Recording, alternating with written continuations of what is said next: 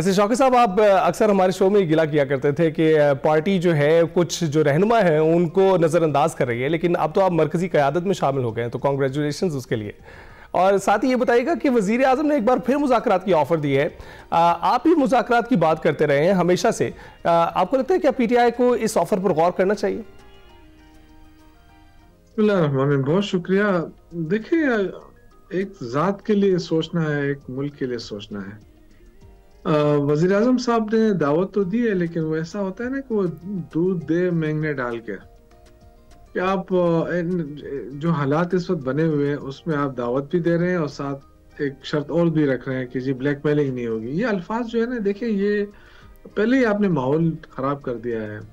जो पाबंदियां लगाई हैं इमरान खान के ऊपर कि आप कोई मुलाकात ना करें, जब उनके साथ मुलाकात ही नहीं होगी तो आप डायलॉग किस चीज के होंगे। दूसरी बात यह कि आपके पास एक बड़ा ऑप्शन मिला था हुकूमत के पास के अचकजई साहब और नासिर अब्बास साहब को इख्तियार मिला था बातचीत का, तो मेरा ये ख्याल है कि हुकूमत को खुद रब्ता करना चाहिए था उनके साथ। फिर उनकी जो तकर्री है कौमी असम्बली में, सेनेट के अंदर एज जो अपोजिशन लीडर, उनको नामजद कर देती तो माहौल बन जाता। लेकिन आई थिंक कि हुकूमत खुद इंटरेस्टेड नहीं है, सिर्फ मीडिया के लिए वज़ीर आज़म साहब आके दावत की बात कर लेते हैं। बाकी उनके जितने भी वज़रा साहिबान हैं आप देखें, वो तो आग बरसाने वाले बातें करते हैं ना। जब भी टीवी के ऊपर आते हैं तो ऐसा समझते हैं कि जैसे हम जो है, हमें आवाम ने वोट नहीं दिया है और सारा वोट इनको मिला है।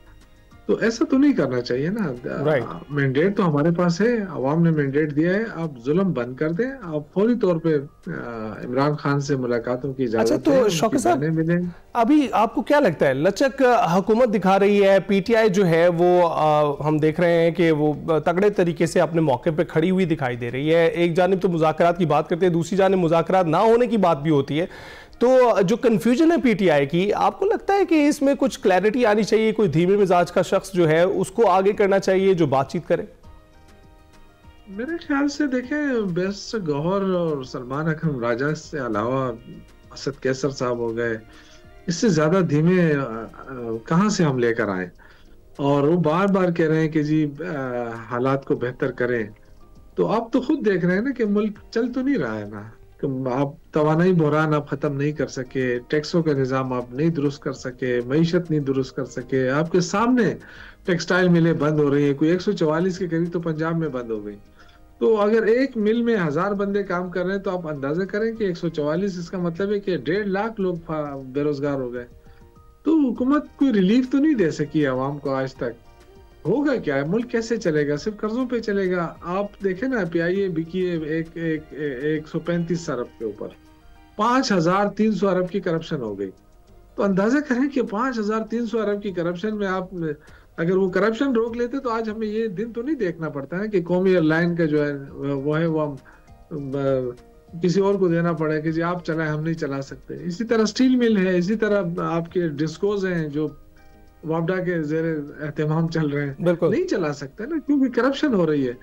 तो कहने का मकसद ये है कि मुल्क चल नहीं रहा है, आपने कोई रास्ता निकालना है। तो शौकत साहब, की बड़ी जिम्मेदारी आयद होती है। शौकत साहब, आप बिल्कुल ठीक कह रहे हैं, लेकिन एक जिम्मेदारी हुकूमत के साथ साथ ऑपोजिशन पर भी आयद होती है, और वो अवामी मसाइल की है।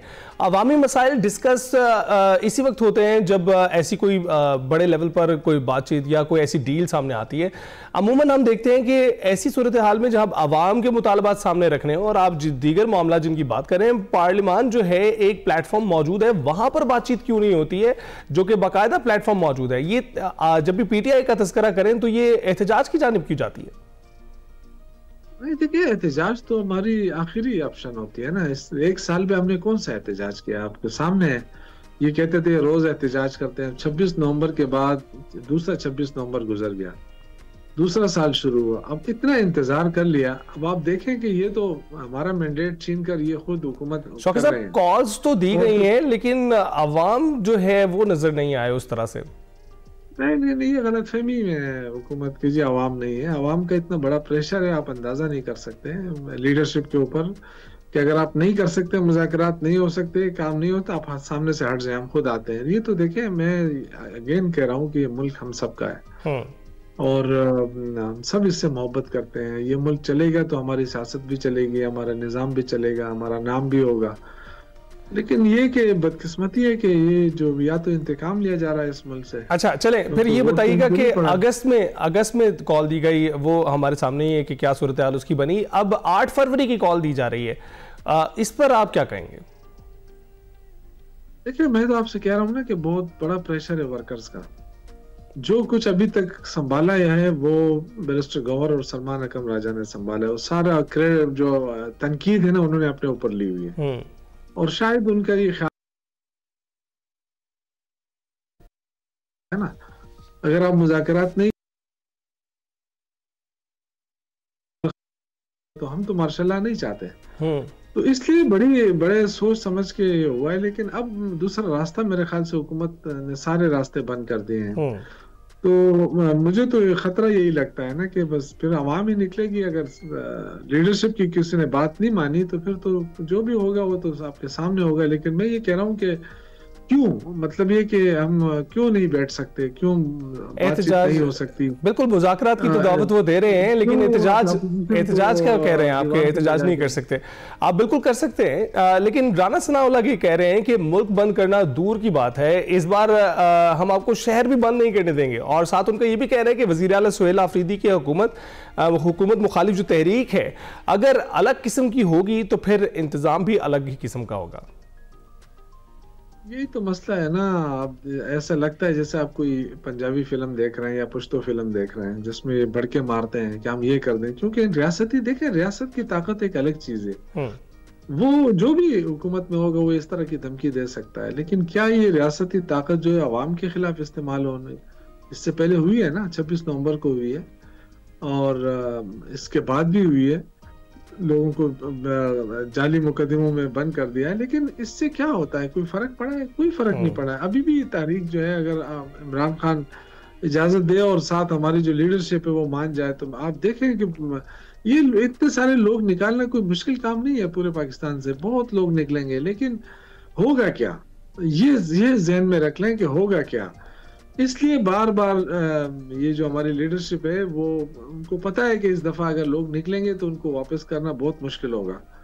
तो कितने लोगों को ये मारेंगे और क्या ये अपने लोगों पे गोलियां चला के उनको मार कर कोई फतह के निशान बनाएंगे कि हमने फतह कर लिया है? तो बेहतर नहीं है कि ये एक समझदारी का मुजाहरा करें अब। और अगर पीटीआई कोई नहीं समझते डायलॉग के लिए, तो इमरान खान ने तो ऑलरेडी उनको तो ये शौकत साहब डायलॉग के हवाले से तो आप जानते हैं कि पिछले साल भी इसी दिन जो है डायलॉग हुआ था और वो भी देखा हमने नाकाम रहा। अब भी जो है वो पेशकश हुकूमत की जानिब से एक रोज पहले की गई है कि अगर आप संजीदा हैं तो वो डायलॉग के लिए तैयार है। साथ ही उन्होंने आपके मुताबिक उन्होंने वार्निंग भी जारी की है कि किसी चीज़ पर, ऐसी चीज़ पर जो है वो डायलॉग नहीं हो सकता जिस पर बात नहीं हो सकती। तो आप समझते हैं कि संजीदगी दोनों जानिब से कम है, पीटीआई की जानिब से भी और हुकूमत की जानिब से भी डायलॉग हो सकता है? संजीदगी का मसला नहीं है, असल मसला है माहौल का। आप देखें ना, बिला वजह आपने इमरान खान के ऊपर पाबंदियां लगा दी और उसके बाद आपने जो अपोजिशन लीडर है कौमी असम्बली में और सेनेट के अंदर, आप उनकी तकर्री नहीं कर रहे हैं। तो आप कौन सा माहौल बना रहे हैं? देखिए ना, मैंने तो आपसे कहा ना कि कितना अच्छा मौका था कि इमरान खान ने तो इख्तियार दिया हुआ है ना चकजई साहब को और नासिर अब्बास साहब को। तो क्या हुकूमत उनसे भी बात नहीं कर सकती है? नहीं, लेकिन अगर उसके साथ ही अगर अलीमा खान साहिबा ही ये कह दें, उनकी बहन ही ये कह दें कि जो भी अब मुज़ाकरात की बात करेगा वो हम में से नहीं है, तो ऐसी सूरत हाल में कौन फिर मुज़ाकरात के लिए कौन जाएगा? देखिए ना, उन्होंने वो बात करने पे क्यों मजबूर हुई? वो क्यों ऐसी बात कर रही है?